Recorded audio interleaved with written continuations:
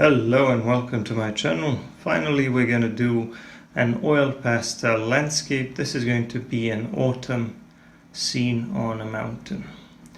However, this time instead of working on paper or sandpaper as I normally do, I'm going to work on canvas. This is a piece of canvas on cardboard.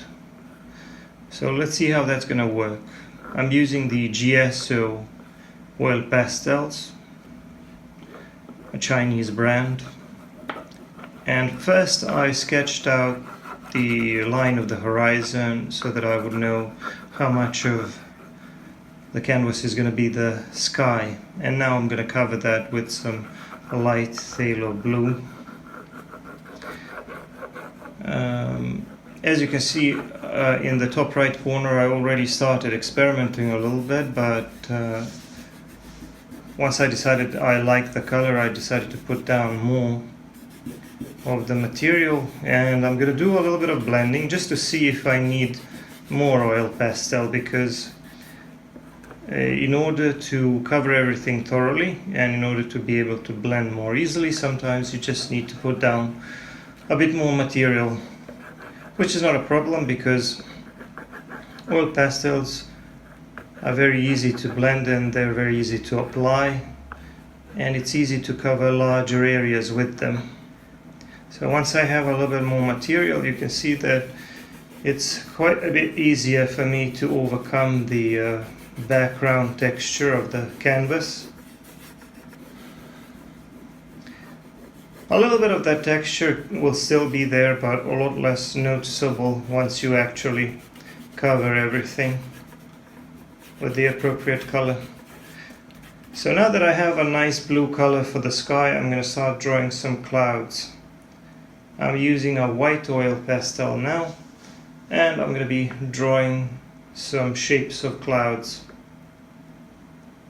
If you're wondering about the reference photos, I didn't work off of a single reference photo. I kind of looked at a couple of different photos and decided to create something a little bit different, but basically got ideas from them. The size of this canvas is about 8 by 10 inches. So it's not very large, and it's not small enough to be a miniature. It's a very nice size for a little bit of experimenting. So far, I think the canvas is proving to be a very good surface for oil pastel. I'm drawing these clouds mostly by drawing tiny circular shapes, circular motions, and basically grouping them together, sometimes to draw larger shapes like a bunch of clouds grouped together, or sometimes smaller shapes which are slightly detached from the rest of the group. I'm going to blend this with my finger as well to fill in those bluish areas. I've already achieved a substantial amount of contrast between the cloud and the sky, the background. So that's good. I don't need them to be completely white. If I want to make them a little bit lighter, I can always go back in and apply a little bit more of the white pastel. And in order to make them a bit more three-dimensional, I can also apply a little bit of the darker blue pastel for some of the shadow areas of the clouds. This way I will make them a little bit more three-dimensional by increasing the range of value. Also, when it comes to the edges, sometimes I want a cleaner shape or a cleaner edge against the blue background of the sky. Sometimes I want a slightly blurry edge to create more of a wispy effect. Variation is key if you want to have natural looking clouds. But like I said, right now I'm just dabbing a little bit with a bit of this dark blue. It's something like light ultramarine or something, and it's helping me create those shadow areas in the clouds. So that's going to be the top portion of my drawing. I'm just adding a touch of white here and there to make some parts of the clouds a little bit lighter.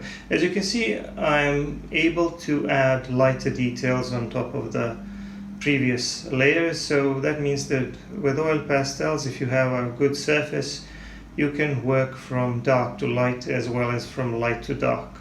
There are limitations to that because sometimes there will be a little bit of muddying, but so far so good, I'd say.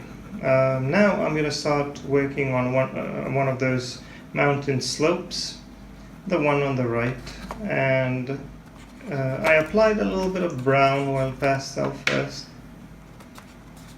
but I want it lighter, so I'm going to mix in a little bit of light beige red and then blend the two together to see if I'm getting closer to what I want to achieve. I'm going to add some lighter colors, maybe even a touch of white, just to make sure that this is a little bit lighter, and then on top of that, to create contrast, I will add some of these dark green shapes, because this slope is partly covered with some trees or groups of trees, like clusters or patches of coniferous trees in the distance. So I'm drawing these with a dark green oil pastel. It has a bit of a yellowish component to it, which I like. Now to make this a little bit darker, I need a touch of black oil pastel, but the problem with this is that oil pastels are not really great when it comes to smaller details and precision. You have to find various tricks in order to be able to produce an illusion of detail. The texture of the canvas should help with that a little bit, but I also have other tools at my disposal. So here I'm using tortilla, just a regular homemade paper tortilla, to blend and reshape some of these green patches, so that it looks more like a bunch of trees. On the horizon, I'm mixing the green and the touches of black which I put in, and creating shapes that look like trees on a mountain slope, and doing the same thing with these smaller patches. Another trick that you can use sometimes is colored pencil. Here I'm using a black pencil to draw a little bit of shadow under some of these smaller shapes, because that would be very difficult to do with an oil pastel. These oil pastels are basically the same size as soft pastels, so about 2.5 inches. So like I said, they're not that great at precision, although sometimes using the edge you can create a smaller shape or a thinner line. It can be done. You can even cut them, but that's a bit of a waste of the material, I suppose. So once again, these Jieso, if I'm pronouncing them correctly, oil pastels, they're a Chinese brand that I bought off of Temu. They're very cheap, about $30 for a 48-piece set, and for the quality they are actually very, very good. They are creamy, they apply easily, they blend easily, and they can even be layered one on top of the other. So as you can see, I started introducing some yellowish tones here, and that's because, as I've already mentioned in the intro, this is supposed to be an autumn scene. What that means is that we're going to have some yellowish and orangey tones in addition to the green ones. The green shapes will mostly be the green trees or the coniferous trees, whereas the yellow and orange shapes will mostly be deciduous trees, and their leaves obviously. become yellow and orangey and brown in autumn. So I'm going to mix these two, not mix in the sense that I will blend them, but make the yellow areas interrupted by occasional patches of green trees or evergreen trees. Sometimes those will be a little bit smaller, like almost a tiny dot, a tiny mark. Sometimes those patches will be a little bit larger.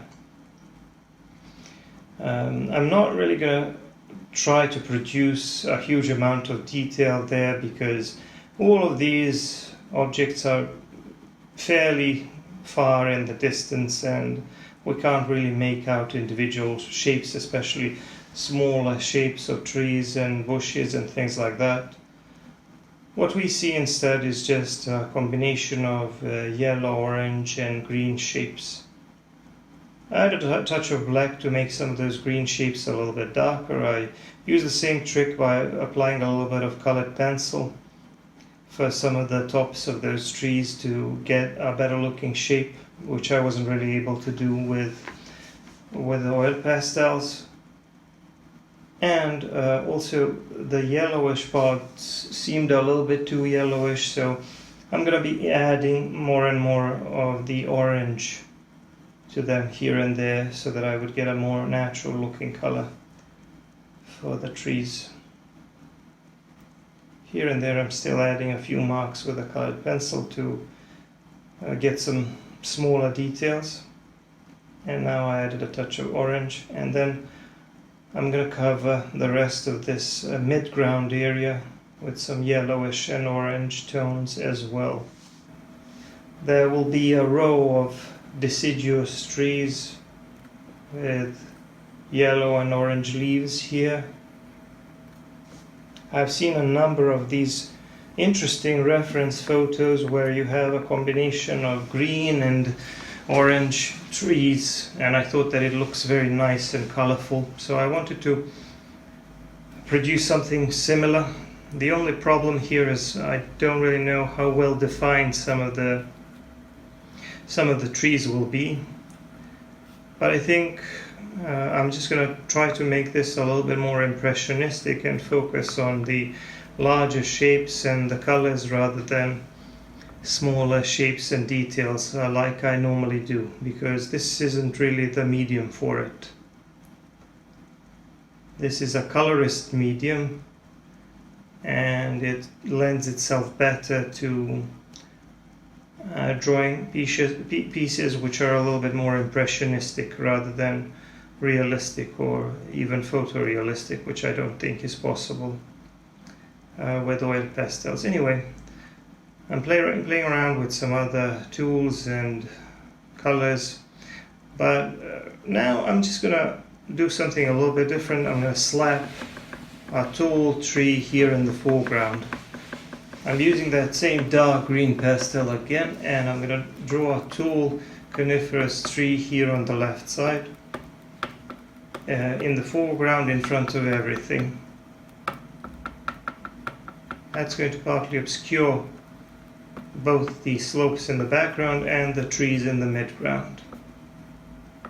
So I'm starting with this darker green first, and then I'm going to do the same thing that I did with the distant trees, using a black to add these shadow areas, except that here I will do that a little bit more deliberately and a bit more patiently, because I want to define the smaller shapes a little bit better. And that's basically what I'm doing here. I'm drawing some more or less random shadow areas here and there, so that it looks like there are branches and parts of that canopy which are sticking out. Those are supposed to remain lighter, and there are parts of that canopy which are deeper inside and further away from the light source, which means that they are darker and there is more shadow there. So as you can see, I achieved a nice contrast there, a nice range of value. And I even added some indications of where the tree trunk is visible. And now I'm just going to try to define the tops of these trees in the midground a little bit. Now as for the grassy area in the foreground, I'm going to want to go with slightly different tones here. I want something a little bit lighter and a little bit duller, like a dry grass effect maybe. So I started by applying only a small amount of the yellow I used previously, and then I applied this duller beige color on top of that, but I'm also going to use a little bit of brown. Here and there I will add touches or hints of green.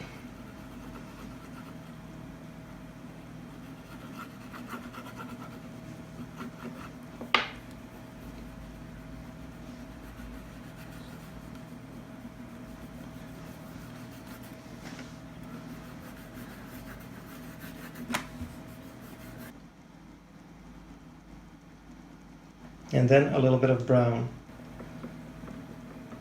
With the brown, I'm going to make some indications of the shadow areas in the grass. I'm not going to leave lines like these, I'm just going to blend them in, but I'm just making some indications where I will have some of these slightly darker areas. And if I feel like this isn't dark enough, I will just add a little more. So I added a little bit of brown, did a bit of blending. Then I tried to pull some highlights on top of that, and I realized that I don't have enough of the brown to create contrast, so I applied a little bit more brown. Kind of randomly, not everywhere, and a little bit more here at the bottom. And then I blended that with my finger. So the color is pretty close to what I wanted to achieve. I'm just going to add a few hints of green here and there, and maybe a little bit of darker green as well, just to have a little bit more variation in the grass, just not only in terms of the value but also in terms of color. I'm going to blend that as well. I don't really need to define every single detail. And then as a final touch, I will draw some blades of grass, which are supposed to be lighter because they're sticking out. So to do that, I will just use this pointed wooden stick, which will scratch off or remove a little bit of that darker pastel. So this is a very simple technique. You just put down the layer of lighter pastel first, and then you scratch off the darker pastel that you applied later, and that way you get some lighter shapes with the color that's underneath. So I'm using this technique to draw some lighter blades of grass here, and to give that grass a little bit more detail and a bit more texture. There's no need to try to draw every single blade of grass. With a few hints here and there, we get more detailed looking foreground area. Now I'm modifying the shape of this tree here in the foreground and adding a little bit more shadow at the bottom where the tree is going to be casting a shadow onto the ground.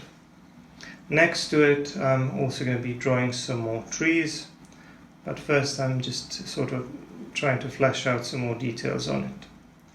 There's going to be a few more trees on the side here, and the trees are going to follow this green line that I'm drawing here. It's going to be another gentle slope in the foreground. And I'm going to draw a whole bunch of trees here in this entire row. So that row of trees, of orange and yellow trees, is going to be partly covered or obscured by the row of green trees. But for the sake of variety and more vibrant colors, I will leave a lot of that orangey and yellow tones showing through these green trees. Although the green trees in the foreground are going to be larger and more detailed, and they're supposed to be the focus of the drawing, I suppose. So I'm just going to draw more and more of them here. I'm going to vary the size a little bit to make it look like some of them are slightly in front of the others. And as usual, I will first start with dark green.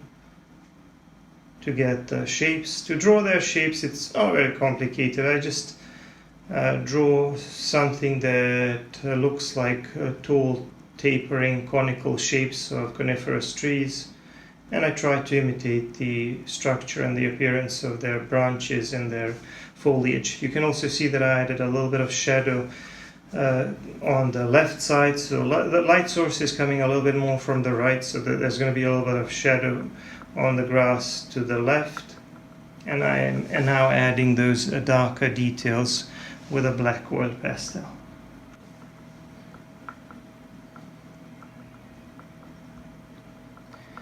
The tricky thing here is that you have to work from light to dark, so maybe in some ways it would be easier to draw those lighter clusters, lighter segments on top, but I mean, if I could do that, but it would cause a lot of muddying at this point, because this is already the third layer, so I don't really know if I could get really clean contrast. There's always the option of applying clear gesso and adding more detail on top. By the way, if you watched some of my previous videos, you know that I fix my my oil pastel drawings by applying clear gesso on top of them. It dries clear, it's transparent, and it doesn't smudge at all once it dries and hardens. You can see I added some indications of tree trunks visible through the canopy as well. So once you add the clear gesso, it gives you a new tooth to work with, and the layers underneath are fixed, so you can add very clean, vibrant or lighter colors on top if you need. And you can pretty much do this indefinitely. And I mean, I don't really do I don't really do it much. Sometimes I just apply clear gesso and fix a few details, but most of the time I don't really feel like reworking the whole thing. But when I'm completely done, I will apply clear gesso on top of everything, and it will fix the drawing. It's just what I like to do with oil pastel drawings. It works really well, and it doesn't really change the colors at all. If you want to know more about that, you should probably watch my oil pastel drawing of a ladybug, where I first talked about using clear gesso for fixing oil pastels. Anyway, I'm just adding some more details there on the background, modifying some of the colors slightly. My scene is largely blocked in, as you can see. All of the elements are there. I just need to flesh out some of the details on this middle row of trees here, and after that it's mostly going to be done. So I'm just adding some dark details on top of the green, basically establishing those shadow areas. So you can see that some of the trees are completely dark because they're behind the other ones, so they're kind of tucked in the shadow in the group of trees. Others which are in front are more exposed to the light, so I made them a little bit lighter. Basically I applied less black pastel on top of them. And here you can see me using the tortillon to fix some of the smaller details and push the oil pastel into some of those tiny white spots here and there where the oil pastel didn't really go in or didn't cover everything thoroughly. But these are just some minor details. Overall, I'm happy with the way this row of trees in the foreground turned out. I think it's probably a part of the scene that looks best, but you'll be the judge of that, of course. Now I'm going to take the time to rework some of the elements in the background. because I wasn't completely satisfied with some of the shapes or some of the colors there in the background. So remember, I'm trying to make this look like an autumn scene, so a combination of yellow and orange deciduous trees and the green or dark green evergreen trees. And some of these things are kind of difficult to define because of two reasons. First, there's only so much you can do on this format, this size, and also oil pastels themselves don't allow for great detail or precision. I'm using a number of different approaches and tools to try to flesh out some details in the background. Also, I didn't like the fact that this part of the background was a little bit too yellowish, so I decided to throw in some more orange here and there, but I'm kind of using the stippling method to avoid too much muddying, just sort of trying to modify the overall appearance of color in that area. I mean, all of these details are further back in the background, so they're not going to be defined anyway. And I'm throwing in a little bit of this cadmium orange as well, which is more reddish. So at this point I decided to think about drawing putting my signature down, and I decided to put it here on the right side.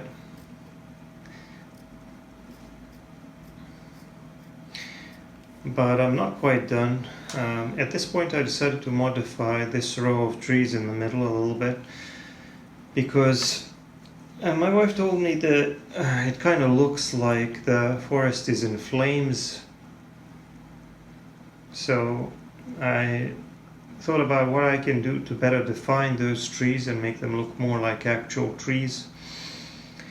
So I decided to define the upper edge of the trees by creating more contrast. So basically I'm going to have to make this part of the background to the right, just above the yellow trees, I'm going to have to make it darker. So I went in boldly with black oil pastel, and for a while, as you can see,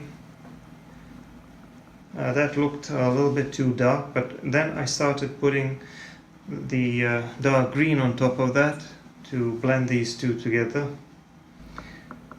Now this upper part of that background doesn't look great, but what is happening, which is ultimately what I wanted to achieve, was that the top of those canopies of deciduous trees are starting to look better. They're starting to look better defined, more like actual trees rather than flames or fire. So that's ultimately what I wanted to achieve.